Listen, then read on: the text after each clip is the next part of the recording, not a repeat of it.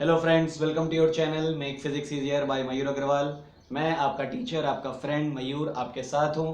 आज बिल्कुल नए टॉपिक के साथ कई दिनों बाद आपको मैं वीडियो दे रहा हूं because so many queries I have, so many topics I have, so I was just thinking about कि मैं किस टॉपिक पर आपको वीडियो दूं। बट मैं जिस सीरीज में चल रहा हूं, मैं उसी सीरीज में अगला वीडियो आपके सामने आज प्रेजेंट कर रहा हूं और आज का वीडियो होगा कन्वर्जन ऑफ एनर्जी। आज की वीडियो में हम बात करेंगे एनर्जी कन्वर्जन की, बिकॉज मैंने आपको एनर्जी के बेसिक्स क्लियर कर दिए हैं। काइनेटिक एनर्जी, पोटेंशियल एनर्जी, ये सभी कुछ मैंने आपको अपने प्रीवियस वीडियोस में एक्सप्लेन कर दिया है। So in today's video we'll discuss what is conversion of energy. Conversion of energy means the form of energy is of various types. हमारे आसपास बहुत सारे तरह के एनर्जीज मिलती हैं हमें। अगर हम उनका नाम लिखने की कोशिश करें, so suppose for example we can say that we have thermal energy, secondly we have chemical energy, third we can say that we have mechanical energy, fourth we can say that electrical energy. So these are the forms of energy. ये सिर्फ forms of energy है। Energy के जो use करने के तरीके हैं ये वो हैं और ये बहुत सारे हैं। सोलर एनर्जी भी है, लाइट एनर्जी भी है, हाइड्रो एनर्जी भी है, विंड एनर्जी भी है। There are so many types of forms of energy. So the conversion of one form of energy to the other, किसी एक तरह की एनर्जी का कन्वर्जन किसी दूसरे तरह की एनर्जी में करना, यह कहलाता है conversion of energy. And we have to add this thing also, हमें एक चीज और ऐड करनी है, दैट द सराउंडिंग्स। क्योंकि हम लोग जो क्लास 10th तक का लेवल में देखते हैं तो वहां पर हम लोग ये कंसीडर कर सकते हैं, surroundings are not taking part in this conversion of energy. ये बात आप एक बहुत ध्यान से समझ लीजिए। वैसे जनरली अगर हम लोग प्रैक्टिकल लाइफ की बात करें तो सराउंडिंग्स भी उस एनर्जी कन्वर्जन में कुछ ना कुछ एनर्जी को लॉस्ट कराती हैं, कुछ ना कुछ एनर्जी को वेस्ट कराती हैं। बट ये पार्ट हम एजम्पशन करके चलेंगे कि सराउंडिंग्स पर कोई भी एनर्जी वेस्ट नहीं हो रही है। फॉर एग्जाम्पल, आप एक भगोने में पानी लेकर गर्म करते हो गैस के ऊपर, क्या होता है, गैस बर्नर जो भी हीट एनर्जी प्रोवाइड करा रहा है उस कंटेनर को, totally that heat energy is not going into the container. आसपास का जो सराउंडिंग्स है वो भी उससे इफेक्ट होता है। ये हो गया प्रैक्टिकल केस। लेकिन आपको क्लास 10th तक के न्यूमेरिकल्स में, क्लास 10th तक की प्रॉब्लम्स में ये जो सराउंडिंग्स वाला पार्ट है इसको नेग्लेक्ट करके चलना है। कई बार आपके न्यूमेरिकल फेज में आएगा कि किसी केटल को, किसी इलेक्ट्रिक केटल से आप पानी गर्म कर रहे हो, तो क्या उस कंडीशन में आप कौन सी एनर्जी किसकी एनर्जी के इक्वल रखोगे? तो हम कह सकते हैं electrical energy input to that kettle will be equal to the heat energy taken by the water present in that kettle. But ये ideal case में है। So this is called as principle of conservation of energy. Energy का जो conservation है वो यही कहता है, when energy converts from one form to another, जब एनर्जी एक फॉर्म से दूसरे फॉर्म में कन्वर्ट होती है और अगर हम ये मान के चलें कि सराउंडिंग्स में एनर्जी का कोई भी पार्ट वेस्ट नहीं हो रहा है, ये एक एजम्पशन है बेटा। प्रैक्टिकली ये आपको आगे सिखाया जाएगा। अरे पहले हम लोग नेग्लेक्ट करके तो एक जो बेसिक टॉपिक है वो तो सीखें, फिर जो प्रैक्टिकल टॉपिक होता है वो जैसे जैसे हमारे अंदर मैच्योरिटी लेवल बढ़ेगा वो हम अपने आप लाइफ में आगे सीख जाएंगे। So according to principle of conservation of energy we can say that when energy converts from one form to another, then if surroundings is not taking any part in that conversion, then the energy given by anybody is equal to the energy taken by the anybody, or the conversion is totally 100%. we can say that energy का जो conversion होता है वो 100% होता है। सिर्फ और सिर्फ कब, इसका assumption भी पूछा जा सकता है आपसे, if it is assuming that surroundings is not taking part, मतलब जो भी फ्रिक्शन है मीडियम में, जो भी लाइट रेडिएशंस होता है, इन सबको आप नेग्लेक्ट मानो। So this is called as conversion of energy. अब मैं आपके सामने बहुत सारे एग्जांपल्स रिप्रेजेंट कर सकता हूं। One more thing I want to tell you, the ultimate source of energy on the for earth is sun. जो हमारे, अगर हम बात करें हमारी अर्थ के लिए अल्टीमेट सोर्स ऑफ एनर्जी कौन है? तो वो सन है। हमें सन से ही लगभग हर तरह की एनर्जी मिलती है। फॉर एग्जाम्पल हम बात करते हैं विंड की। अगर हम एक एग्जाम्पल लेने जा रहे हैं विंड का, किस तरह हम कह सकते हैं wind energy is due to the solar energy और ड्यू टू द सन?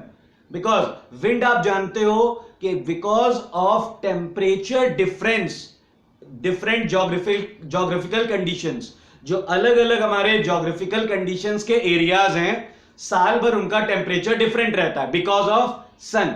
क्योंकि हमारी अर्थ क्या है? स्फेयर है, गोल ऑब्जेक्ट है।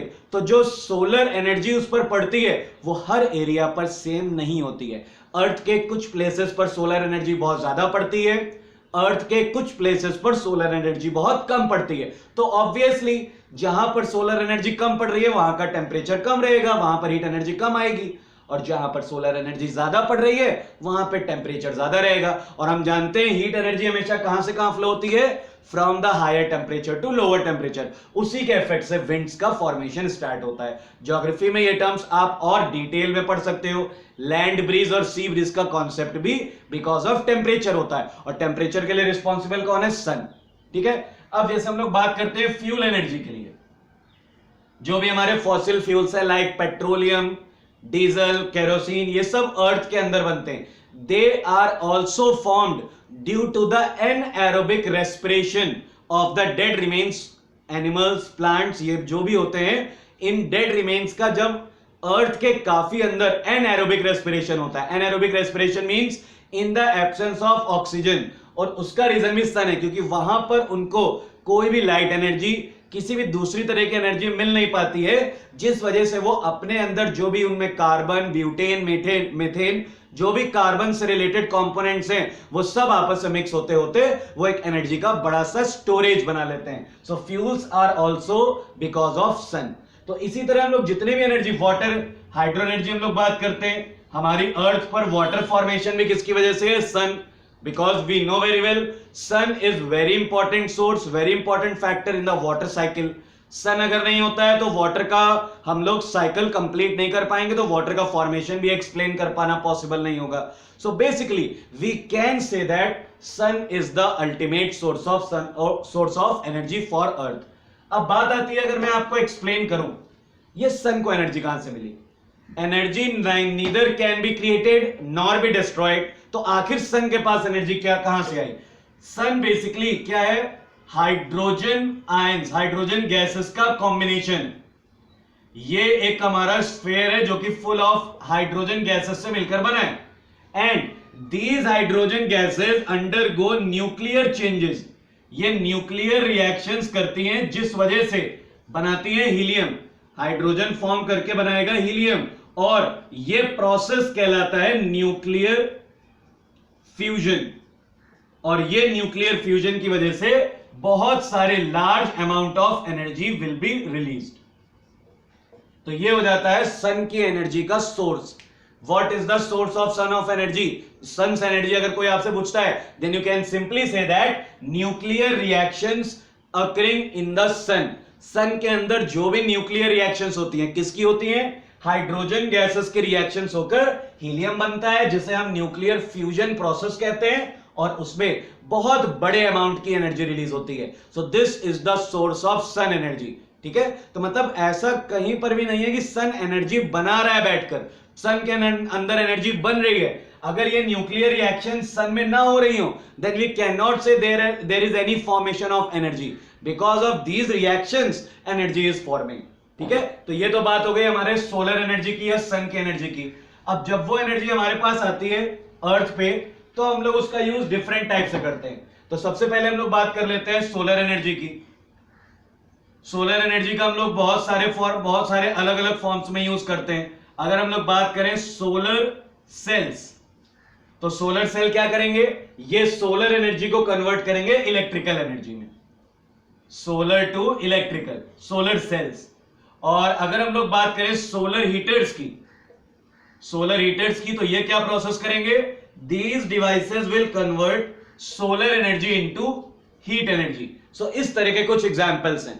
सोलर एनर्जी का कन्वर्जन हमारा इलेक्ट्रिकल में भी हो जाता है और सोलर एनर्जी का कन्वर्जन हीट में भी हो जाता है। सोलर सेल ये काम कराते हैं सोलर को इलेक्ट्रिकल में कन्वर्ट करने का, और सोलर हीटर काम कराता है सोलर को हीट एनर्जी में कन्वर्ट करने का। तो ये बात हो गई सोलर एनर्जी की। अब हम लोग बात कर लेते हैं हम जो इलेक्ट्रिकल एनर्जी गेन करते हैं, the electrical energy which are using in our house, उसके भी बहुत सारे यूज हैं।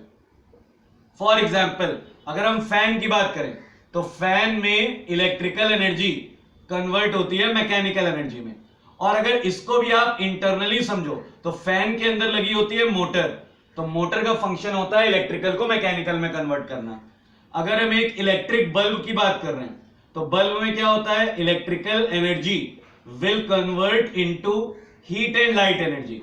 बल्ब जो होता है बेटा वो गर्म भी होता है और लाइट एनर्जी भी एमिट करता है।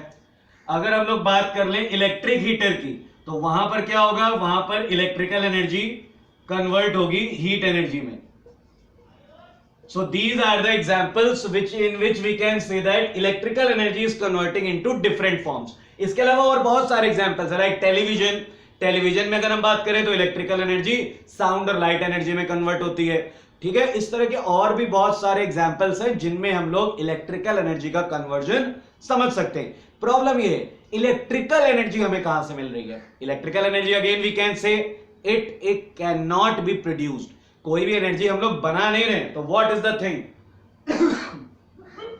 What is the reason behind that कि हम लोग इलेक्ट्रिकल एनर्जी कहां से ले रहे हैं। So basically we are forming the electrical energy from power plants, और पावर प्लांट्स हमारे कई तरह के होते हैं। अगर हम बात करते हैं थर्मल पावर प्लांट की, सो थर्मल पावर प्लांट में क्या हो रहा है, थर्मल पावर प्लांट में जो कोल है, कोल से बनाई जाती है इलेक्ट्रिसिटी। सो कोल मींस कोल में कौन सी एनर्जी सेव रहेगी, कोल में सेव रहती है केमिकल एनर्जी, और यही केमिकल एनर्जी कन्वर्ट हो रही है किसमें, इलेक्ट्रिकल एनर्जी में। इसी तरह अगर हम बात करें हाइड्रो इलेक्ट्रिक पावर प्लांट्स की तो हाइड्रो इलेक्ट्रिक पावर प्लांट्स में जो मूविंग एनर्जी ऑफ वाटर है which is called as hydro energy, जो वाटर मूव होता है तब उससे जो एनर्जी फॉर्म होती है उसका यूज हम लोग करते हैं इलेक्ट्रिसिटी कन्वर्ट करने में। बेसिकली जितने भी हमारे पावर प्लांट्स होते हैं, चाहे हम थर्मल पावर प्लांट्स की बात करें या हाइड्रो पावर प्लांट्स की बात करें या न्यूक्लियर पावर प्लांट्स की बात करें, इन सभी पावर प्लांट्स में एक चीज कॉमन है, लास्ट में इन सभी पावर प्लांट्स में जनरेटर लगे होते हैं और जनरेटर का कनेक्शन एक टरबाइन से होता है। सो बेसिकली हमारा टारगेट उस टरबाइन को रोटेट कराना है। As the turbine rotates, it rotates the shaft of the generator and the generator will produce electrical energy। तो यही काम हमारा थर्मल पावर प्लांट में केमिकल एनर्जी ऑफ कोल करा रही है, हाइड्रो पावर प्लांट में वही काम हमारा मूविंग वाटर करा रहा है, और न्यूक्लियर पावर प्लांट में वही काम हमारा uranium is a nuclear fuel which is used in nuclear power plant, तो वो काम न्यूक्लियर एनर्जी करा रही है। तो इस तरह कोई भी पावर प्लांट देखें तो हमारा उसमें उसके इनपुट अलग अलग हो सकते हैं बट सभी का आउटपुट क्या है, electrical energy. So this is also an example of conversion of energy. Energy बेटा याद रखिए कहीं ना तो बन रही है और ना ही कहीं पूरी तरह डिस्ट्रॉय हो रही है, वो सिर्फ एक फॉर्म से दूसरे फॉर्म में कन्वर्ट हो रही है। So this is the complete information regarding to conversion of energy. In the next video we'll talk about the conversion of potential and kinetic energy.